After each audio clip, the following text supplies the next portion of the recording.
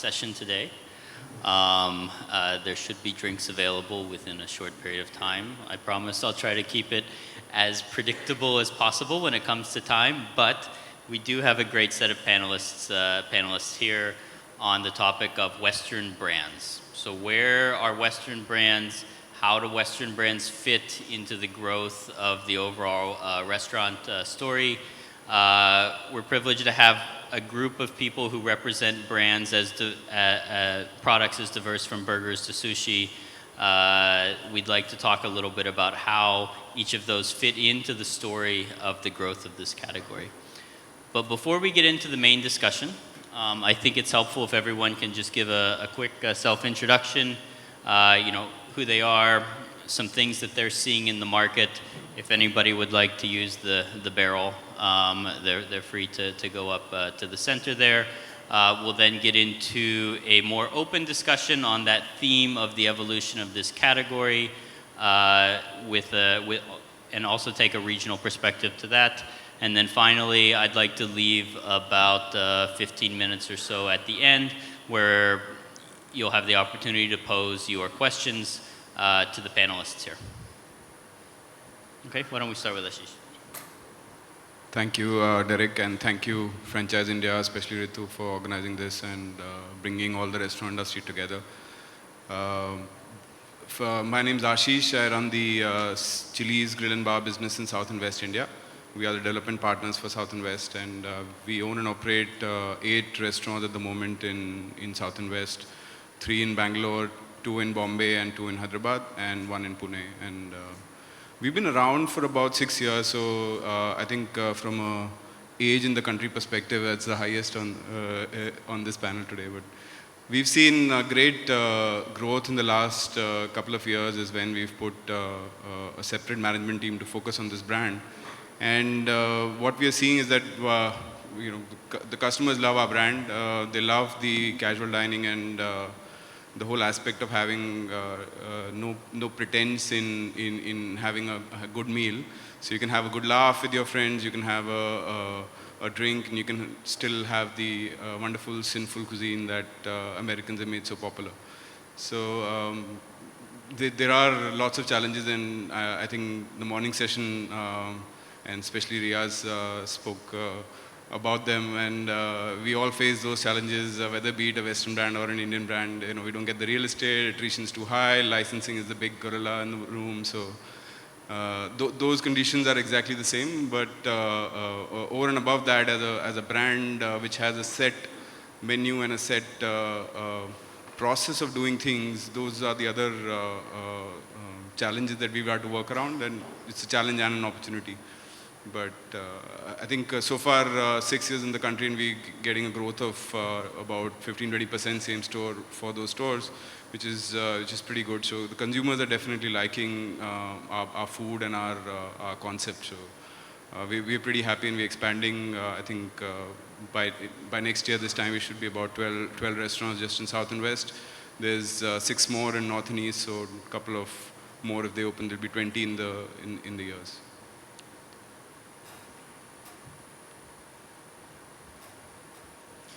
All right. Hello, everybody. My name is Alpha Mayava. I represent a food concept developer coming out of Dubai. It's called Sumo International. And our flagship brand is called Sumo Sushi and Bento. And no, it's not sumo wrestling. I'm guilty of both. People think I'm Japanese, and then therefore I must be a sumo wrestler. But no, we're on the safe side of sumo, which is to do with Japanese cuisine. We were developed out of Dubai about 15 years ago by a team of 4 entrepreneurs. They're all families, 3 Hawaiians and 1 Lebanese, who decided to go to the desert and form Japanese cuisine. So we are casual dining, family-friendly, family affordable, who just so happen to be Japanese as our food type. We're currently located, we have 13 outlets in general, so we're in UAE, and we're also in Bahrain, and we're about to open in Oman. At the same time, we're looking forward to meeting our potential partners and those who want to know more of the Sumo and Sushi Bento story for India. We're here mainly because of the main reason why we became a franchise, or we started to spread in the first place. Market demands. We have a lot of a big population of South Asian. They live in Dubai, either grow up in Dubai or were born and raised in Dubai. So they go to school with international kids who introduce them to our food type. And as a result, they would go home and drag mom and dad. And, you know, parents always give the kids what they want just to keep them quiet for a bit. And that's how our fan base started growing slowly. And we're here because of that same demand. Those families decided to move back to India, either for work or repatriation. And as a result, we've been getting the "when are you coming" for the last 5 years, enough for us to take a serious look into India. And that's pretty much why we're here today. So I'm the new kid on the block compared to everyone else up here. But what we're here is to try and add to the food industry that's already a strong component in general. And hopefully be of value, and you get to try our cuisine sometime soon. Thank you. Hi everyone, I'm Tanmay, work for Burger King India. Burger King entered India last year in November, and we're extremely excited by the huge opportunity on Western QSR this country represents. Less than 8 months, we 25 restaurants already, continue to build at a very rapid fire pace. And each time we continue to see so much of excitement and love that continue to come from our customers. From the first restaurant that we built last year in November, where we sold in a day of 5,000 burgers, and that continued for like several months. And that excitement continues. We opening in Ludhiana, in Punjab, in a couple of days from now. And for us, this is just a start of a massive, huge journey that we're looking in this country to build a concept that people will love. People will, each one of us will experience on a day-to-day basis a concept that's very, very affordable, very, very innovative, and very, very aspirational at the same time. So that's what we're trying to build. Continuously each day. Great to be here. Thank you, Franchise India. Thank you, everyone. Love to participate in each of the discussions. Namaskar. 2 days ago, I was sitting at my desk and I saw this email saying, "You have been identified as a thought leader and please come to this conference." So let me just get one thing out of the way. That's the last thing I am. If you're looking for thought leaders, probably, look at these guys. I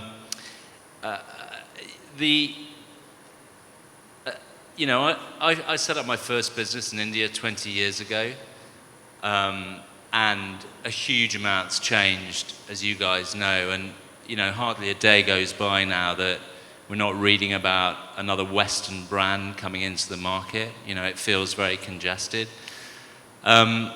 So having been identified as a thought leader, which I deny completely, I was trying to think about, what really matters. So I'll just spend a couple of minutes on that. You want to come and see our restaurants, come to the restaurants. We'd love to see you there as a customer. So I won't give an advertisement on that, but a few things occur to me, and this is mainly pitched at people who are interested in getting into this market. So all of the suppliers can kind of chill out, fall asleep, have a glass of whiskey, etc. This is for the guys thinking about the game, right? I guess the first thing I'll say, and we'll open it up for debate, obviously, is it may feel busy today, but this is about the least congested market in the Asian hemisphere at the moment. Levels of penetration are trivial. This is at the mezzanine level. It's a fantastic time to be looking at the market from that perspective.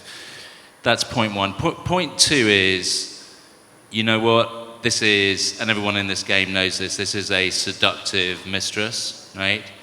But it's a super dangerous mistress. So for you guys thinking about getting into this game, it's a wonderful trade, it's a wonderful pursuit, but the mortality rate is super high, right? So that's the kind of, health warning there.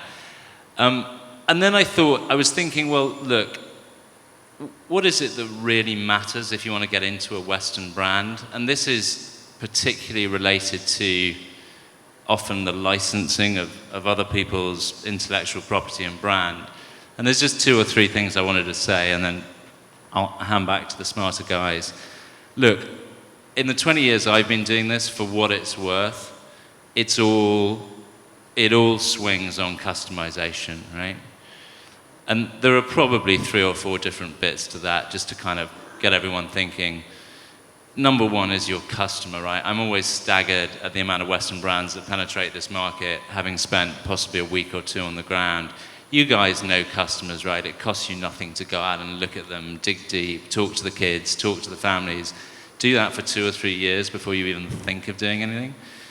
Point 2 on customization. The economics here are the economics here. They're not the economics anywhere else, right? Look at the rent in South Delhi. Look at our food costs. Get that P&L right. So customize is often, I think, associated with product. Honestly, customize your P&L.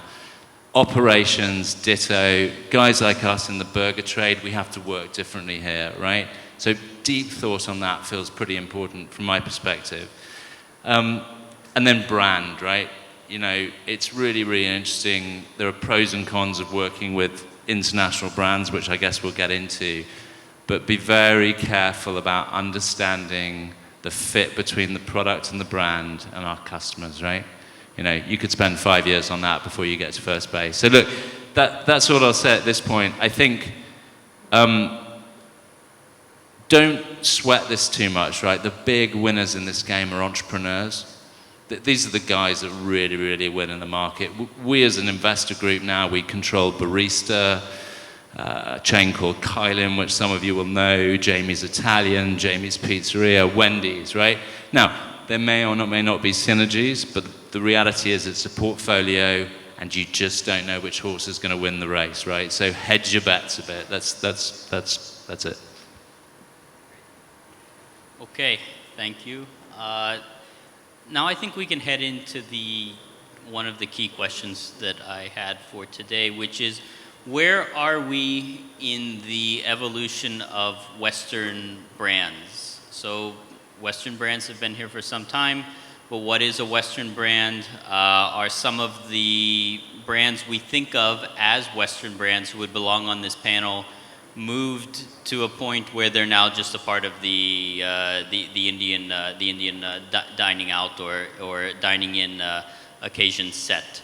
So where are we in that arc from part of business, part of your everyday life, to something you've never tried before? How does customization and indigenization fit into that? And as we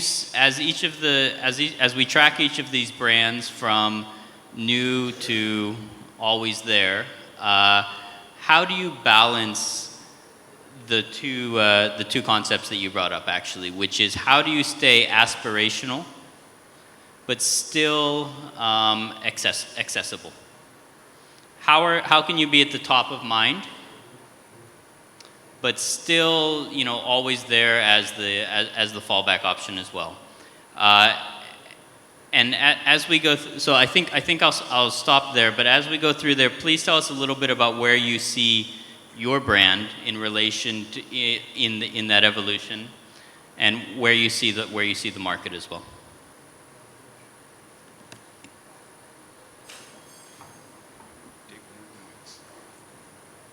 So thanks, Derek, for starting the discussion with such a deep thought. We all know that, you know, Domino's, Pizza Hut, KFC, McDonald's have been there for long, and these are brands which have large presence across India.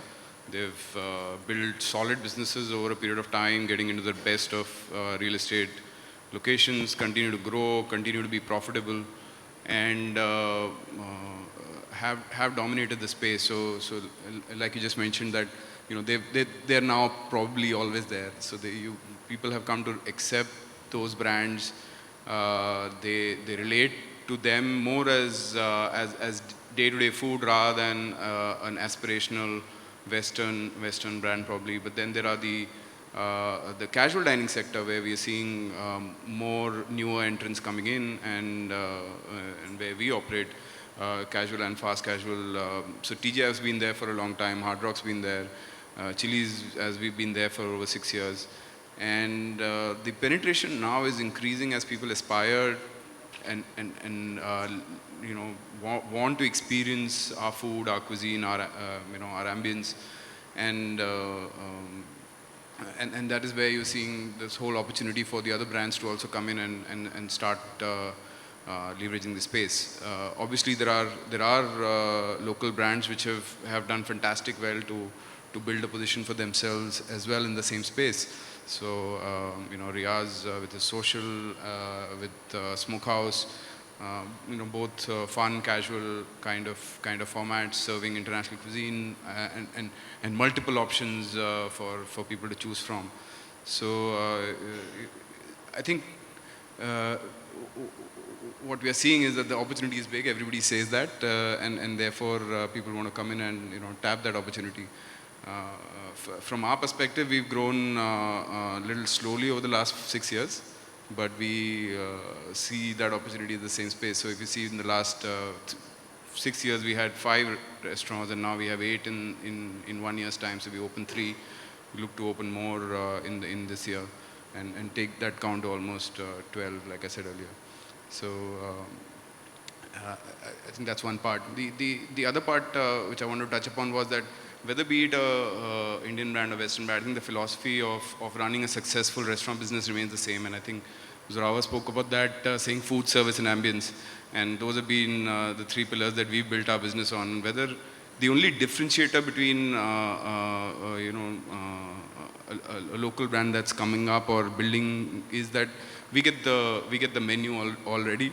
So we know what kind of food items we have to serve. We just have to make sure that we are serving it absolutely the way it is served globally in all the other markets. So that's one challenging aspect that the Western brands you know, always face, is how do we remain true to the menu which we are serving globally with the ingredients that we get in India.